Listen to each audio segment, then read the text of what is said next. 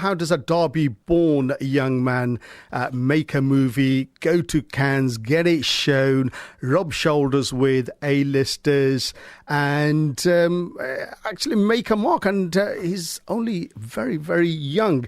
He is, of course, Sharaz Ali. He's a young director making his mark in the wonderful world of movies, a dream come true for many, many people.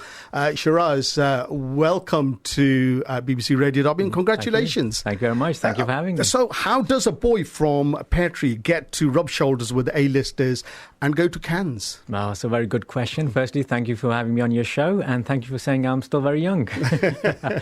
Well, it all started back, your childhood dream, watching films. I really enjoyed what I watched. I wanted to be a part of that industry, and the only way I can be a part of the industry is to be basically part of it, if that makes any sense. It does make sense, and a lot of people want to be part of the industry, but it's a high-risk career. You've got to put a lot of investment in terms of studying, and then there's no guarantee of success either. Were you unnerved at any time during your kind of formative years when you were making your mark or dipping your toe in this industry?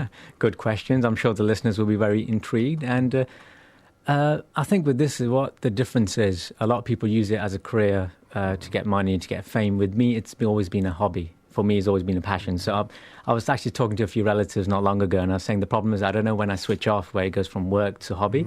So I'm always constantly basically chiseling away at the art. So to me, I eat, sleep and drink what I do, basically.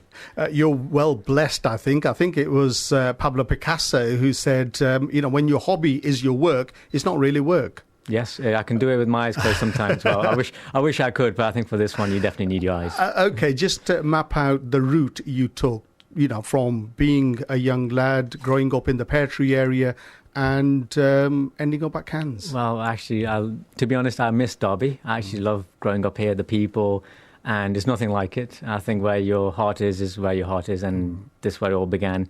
I had some really supportive teachers, lecturers, and friends who pushed me through college. I actually ended up at a place called Ravensbourne College. It was a prestigious place. Not many people have gone there after, I believe. And I think that was the last time I was in the Telegraph, actually. It was about 10 years ago. Yeah. And I thought I'd take the TV route. At the time, I was actually watching a lot of TV shows like 24, CSI. And I thought, wait a minute, if TV can make filmic-like quality of programming, yet it's a year round, and there's more turnover, then why not? Why not go by the TV route? While the film is average of 2 to 3 years.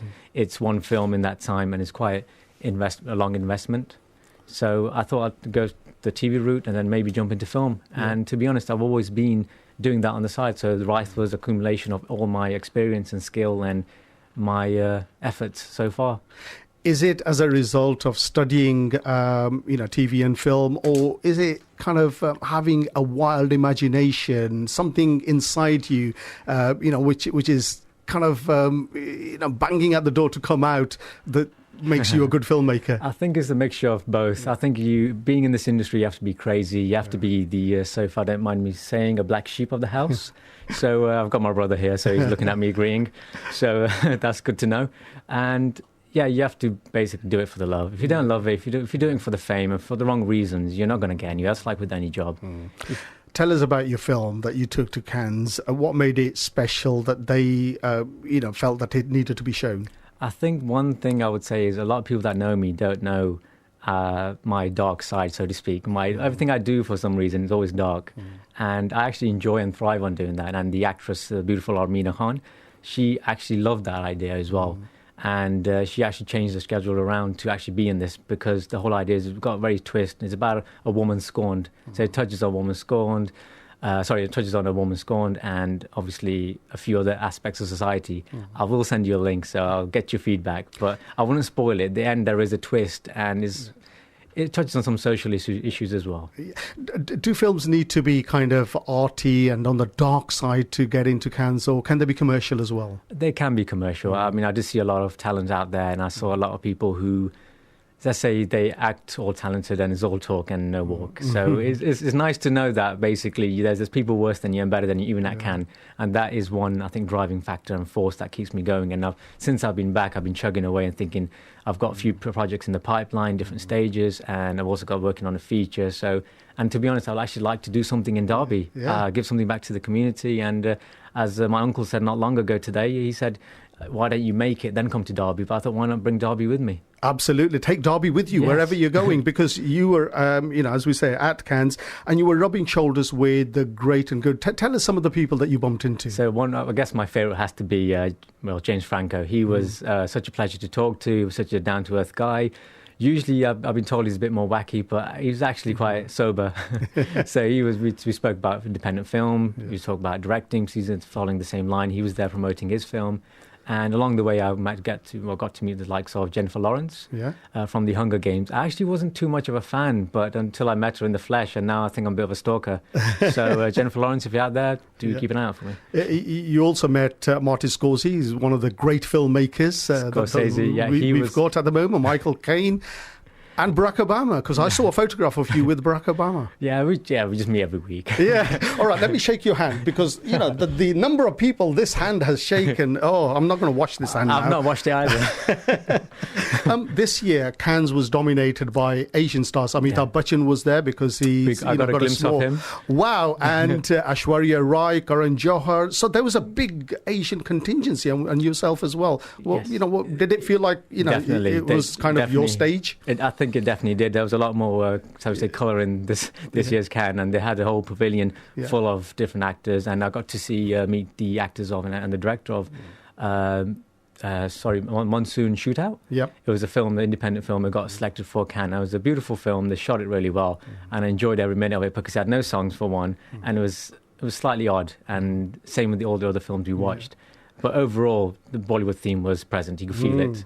Well, we saw it on television, and some of the links that Mr. Bachchan had been sending us regularly about the kind of things he was up to at Cannes. How does Cannes work? I mean, is it something that, it's a kind of a small community in this big complex that you bump into people in restaurants, bars and cinemas and so on? I guess just think of it as a big conference set over a beautiful location, and an excuse to party and spend money and actually meet like-minded people. Overall, they basically have loads of pavilions everywhere, so you can go. Each country is representing themselves. They want people to come to their country. They tell you about their incentives. There are seminars, and there's also the big studios who are locked away in the hotels, and they have their magic deals done all there. And amongst all this, you've got the glamour, the glitz, and the whole movie atmosphere. And it's like almost being in Hollywood, but getting a taste of it here. So it's been a brilliant experience, and definitely going back, planning to next year as well. Well, you've had a brilliant experience and success to go with it. What else is in the pipeline now? I'm working on a feature film. So basically, I'm working on a script with a few people. A few people I met out there are interested to work with me. I'm just seeing where the eggs fall, because, like I said, there's a lot of people that talk. So I need to find out who is genuine or not. And if they are listening, I'm sorry. Is it a cutthroat business? Definitely. I think any creative industry like fashion, the media, it's pretty much everyone's in there for themselves. And being, I work and live in London, being there, you sort of get a taste of that straight there on your doorstep. And this was just the cutthroat industry, the cutthroat people, shall I say. The standard was better. And what kind of movies will you want to make? If you've got a free reign, somebody comes and bankrolls a movie and says you can make anything you want as long as it kind of hits the mark, either commercially or artistically. What kind of a movie would it be, and who would you work with? Well, I think I don't want to broadcast it too much because you don't know who's listening. So if anyone does want to invest or talk to me about movies, they can Facebook me at Sharaz Ali. So otherwise, I think I like to do more realistic things, the domestic stuff that's real. I do like my, shall we say, my Michael Bay films, which everyone that knows me knows, my Bayness. And I love to be entertained. And to be honest, whatever film I make, whether it's a short or if I help someone make a film, is all about entertainment, and as long as they entertain, because in a way the customer's always right. So am I likely to see a Bollywood movie and the credit rolls and it says directed by Sharaz Ali? sure, why not? Bollywood, bring on any industry. A film is a film, so as long as there's a budget there, that someone's interested to work with and the story is right, I'll be there and I'll put my 110% in. And we'll be right behind you, Sharaz. Thank you very much for coming in, and the best of luck. Thank you very much.